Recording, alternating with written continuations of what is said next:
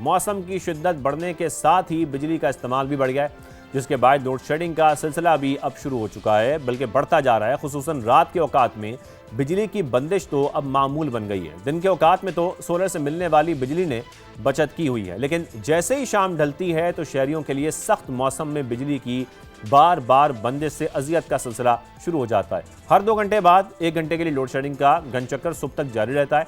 वजीर तवानाई अवैस लगारी ने भी एतराफ़ किया कि रात में लोड शेडिंग करना पड़ रही है। कहा बिजली सरप्लस है, लेकिन सप्लाई मुतासर होने से सूरत हाल खराब हुई। कतर से LNG कम मिलने से पैदावार में फर्क आया और दिन में सोलर की वजह से सहारा मिला है। पावर मिनिस्ट्री ज़राए के मुताबिक बिजली की तलब पीक पर पहुंच चुकी है, जबकि इस वक्त सिर्फ नागुज़ीर पावर प्लांट्स को चलाया जा रहा है ताकि फ्यूल इंपोर्ट पर ज़्यादा ज़र मुबादला खर्च ना करना पड़े। दूसरा, महंगे पावर प्लांट चलाने से बिजली के रेट्स भी फिर बढ़ते जा रहे हैं। इस वक्त स्ट्रेटजी ये है कि ज़्यादा से ज़्यादा लोकल सर्विसेज से चलने वाली बिजली पैदा की जाए। इंपोर्टेड फ्यूल से चलने वाले सिर्फ LNG और कोल के पावर प्लांट्स पर निसार किया जा रहा है और फर्नेस ऑयल से चलने वाले बिजली के कारखानों को चलाने से गुरेज किया जा रहा है। दूसरी जानिब हम देखें तो मशरक़ वस्ता की सूरत हाल के बायस LNG भी महंगी हो गई है। ओगरा ने जुलाई में दरामद की गई LNG की सेल प्राइस में $6.45 फी MMBTU तक इजाफा कर दिया है, जिसके बाद मुल्क में इसकी कीमत $25.83 की रिकॉर्ड सतह पर पहुंच चुकी है, जिससे मुल्क में बिजली की फी यूनिट कीमत भी बढ़ेगी। ओगरा ज़राए के मुताबिक कशीदा सूरत हाल के बायस जुलाई में पाकिस्तान को कतर से मतलूबा सप्लाई नहीं मिल सकी, जिसके बायस इंटरनेशनल मार्केट से 5 कार्गोज महंगे रेट्स पर खरीदे गए ताकि बिजली पैदावार को मुस्तहकम रखा जा सके। एक और अहम मामला कि घरों में लगे सोलर से बिजली के बढ़ती पैदावार ने हुकूमत को पॉलिसी तब्दील करने पर मजबूर किया है, जो अब बैटरी एनर्जी स्टोरेज की तरफ जा रही है। वफाकी वजीर अवैस लगारी के मुताबिक बैटरी एनर्जी स्टोरेज की पॉलिसी हतमी मराइल में है।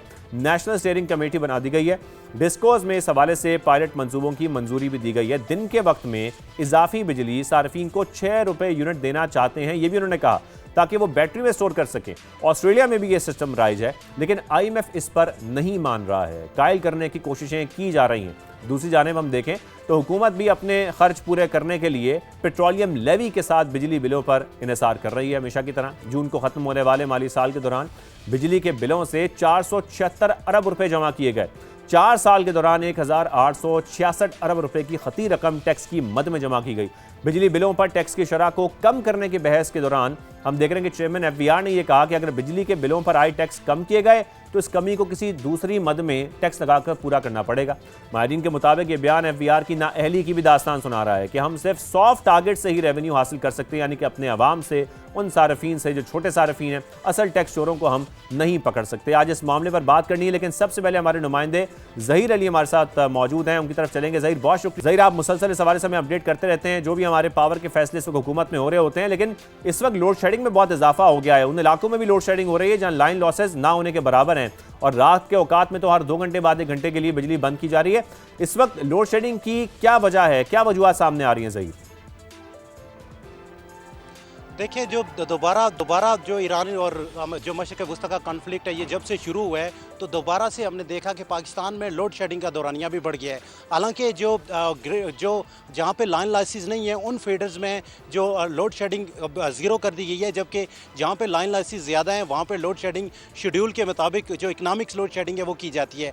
ये बताया जा रहा है कि इस वक्त जो सूरत हाल है मशरिक़ वस्ता की कशीदा सूरत हाल के बायस पाकिस्तान ने 5 LNG कार जो मंगवाए हैं उनसे जो उनका जो रेट लग रहा है, चूँकि जो लॉन्ग टर्म कतर के साथ हमारा एग्रीमेंट था उसके तहत $13 में, और इस वक्त $21 से $23 पर MMBTU पड़ रही है। और उसकी कंजम्पशन कम करने के लिए इस वक्त पाकिस्तान में जो 6000 मेगावाट के जो LNG के पावर प्लांट्स हैं उनको सप्लाई ज़रूरत के मुताबिक दी जा रही है और ज़्यादातर लोड मैनेजमेंट की जा रही है। उसकी वाज़ेह मिसाल मैं आपको दूँ कि गुज़श्ता 2 दिन पहले जो इस्लामाबाद इलेक्ट्रिक सप्लाई कंपनी है IESCO की जानिब से बाकायदा तौर पर यह अलामिया जारी किया गया कि हमारी जो बिजली की ज़रूरत है वो 1800 मेगावाट है, जबकि दस्तयाब सिर्फ 1500 मेगावाट है। लिहाजा 3 मेगावाट का शॉर्टफॉल है, उसको पूरा करने के लिए लोड मैनेजमेंट की जा रही है। और दूसरी बात यह है कि इस वक्त जो कास्ट जो महंगी पड़ रही है फ्यूल, इंपोर्टेड फ्यूल, उसकी वजह से जो पर यूनिट इस वक्त जो फ्यूल कास्ट है वो भी बढ़ रही है। हुकूमत उस फ्यूल कास्ट को ही रोकना चाह रही है। और तीसरी जो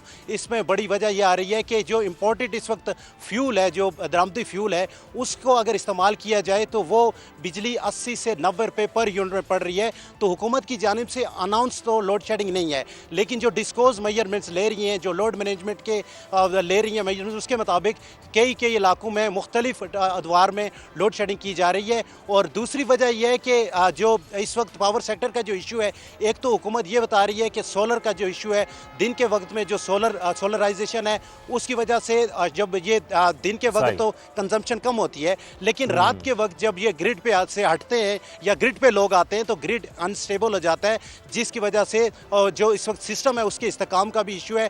और तीसरी वजह मैं आपको ये बताऊं कि जो FBR है, सबसे बड़ा इशू इसका ये है कि FBR जो टैक्स रेवेन्यू मेजर्स हैं वो किसी और सेक्टर में जाने के बजाय उसने सिर्फ पावर सेक्टर और पेट्रोलियम सेक्टर को टैक्स कलेक्टिंग जो एजेंट है वो बना के रखा हुआ है। मैं अगर हम भी यही बात कर रहे थे कि सॉफ्ट टारगेट्स को टारगेट किया जाता है और यहां से अपना टैक्स रेवेन्यू इकट्ठा करने की कोशिश की जाती है। ज़हीर, बहुत शुक्रिया, आपने इस हवाले से हमें तमाम फैक्टर्स बताए। इस वक्त लोड मैनेजमेंट की जा रही है। इस वक्त इन इशूज़ पर बात करने के लिए हमारे साथ मौजूद हैं पावर डिवीजन के एनर्जी एडवाइजर सैयद फैजान अली साहब भी हमें ज्वाइन करेंगे। माहिर तवानाई डॉक्टर आफिया साहब हमारे साथ मौजूद हैं। माहिर मईशत शकील अहमद रामे भी हमें ज्वाइन कर चुके हैं और energy expert Arshad H Abbasi साहब भी हमारे साथ मौजूद होंगे।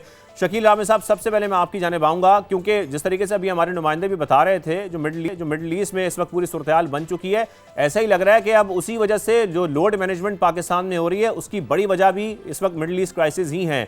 क्या समझते हैं आप कि अब तक जो सूरत-ए-हाल बनी है उसमें हम ये एक अनइंटरप्टेड पावर सप्लाई अपने अवाम को नहीं दे पा रहे हैं? देखें, जो एनर्जी से रिलेटेड सवाल है, ये तो जो आपके साथ एनर्जी के एक्सपर्ट बैठे हुए हैं वही आपको बेहतर बता सकते हैं। मगर हम अगर इकोनॉमिक सिचुएशन की हम बात करें, जनरली अगर हम बात करें, तो इससे पहले जो लोड शेडिंग थी, यानी कि हमारे पास जो बिजली थी मगर लोड शेडिंग हो रही थी, वो किस वजह से हो रही थी? क्या वो जंग की वजह से हो रही थी? हमारा जो कि सही मसला है, मैंने आपको एनर्जी एक्सपर्ट बताएंगे भी, ट्रांसमिशन का है कि हमारी कैपेसिटी तो हमने काफ़ी ज़्यादा पैदा कर ली, मगर हमारी जो ट्रांसमिशन का है वो लाइनें हमारी ठीक नहीं है। एक तो कहीं पर बिछी नहीं है और यहाँ पर भी है भी, तो उनमें बहुत ज़्यादा एफिशिएंसी के लॉसेस हैं। एग्जैक्ट फिगर तो मैं आपको नहीं बता सकता, मगर बहुत ज़्यादा लॉसेस हैं। तो ये हम ऑलरेडी ये चीज़ें देख रहे थे। एक चीज़, दूसरा चीज़ ये थी कि हमें जो कि बताया गया था कि जो IPPs हैं वो हर हालत में देते हैं, हमें इलेक्ट्रिसिटी देंगे, क्योंकि वो हमसे कैपेसिटी पेमेंट ले रहे हैं सारी, क्योंकि वो हम गवर्नमेंट खरीदे या ना खरीदे, वो हमेशा से पूरी कैपेसिटी पेमेंट ले रहे हैं। इसका मतलब यह है कि वो फुल कैपेसिटी पे चल रहे हैं। अगर वो फुल कैपेसिटी पे चल रहे हैं और पेमेंट भी ले रहे हैं, तो फिर बिजली क्यों नहीं मिल रही? तो यानी कि जो फंडामेंटल चीज़ है। और अगर हम इसकी जो कि इकनॉमिक की जो हम बात करेंगे कि यानी कि जो मिडिल ईस्ट का जो क्राइसिस आया हुआ है या उन इकानमीज़ में, वो तो डेफिनेटली एक बहुत बड़ा फैक्टर है अभी, मगर उसकी भी मैं उम्मीद हो चली है कि शायद दोबारा वो नेगोशिएशन टेबल पे आ रही है दोनों पार्टीज़, और उसके बाद शायद फिर स्टेबिलिटी आए। मगर हमारे फंडामेंटल क्वेश्चन सिर्फ इसको क्या कहते हैं कि इससे रिलेटेड नहीं है, हमारी अपनी गवर्नेंस से रिलेटेड बहुत सारी इश्यूज़ हैं जिसको हम फिर बाद में डिस्कस कर लेंगे। अभी आप एनर्जी के लोगों से ये बात पूछ सकते हैं।